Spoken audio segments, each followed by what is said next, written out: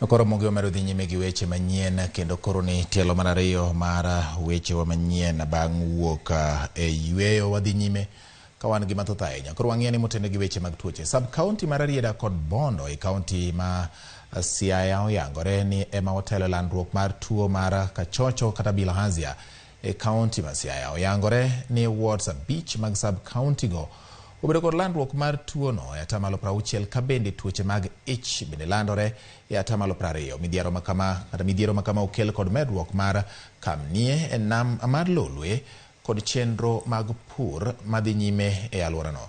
Report makama ochiw kod migawo mar thieth ma otimo nonro e gwenge ma Nyanza.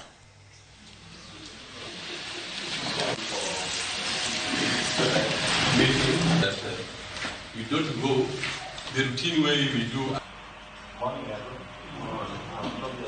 If you look at the mapping results, at least for this county, you'll be able to see that there is a proportion of households that are using sources of water that are not protected. So about 60% are using unprotected sources of water.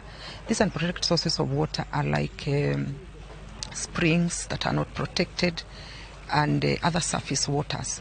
So I would recommend on that aspect that the county government comes in to ensure that community members access water that is protected. We had 10 out of 30 wards having a prevalence of 2% and above for bilharzia, and wards that have 10% and above.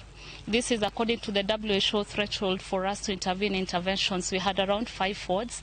And looking at the endemicity of this place, we were able to see wards that are bordering the lake mostly are having very high prevalence. Areas around Bondo.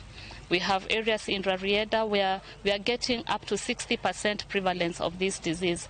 This shows concern how probably we need to put intervention measures. Nataka mikakati iwepo ambayo county zinaweza kuoni hiyo data, yani waone matokeo ya hizo utafiti zilifanywa ili wapange juhudi za kutafuta resources both za domestic zenye wanatafuta kutoka kwa county, wakipata support kutoka kwa national government na pia wakipata support kutoka kwa global partners.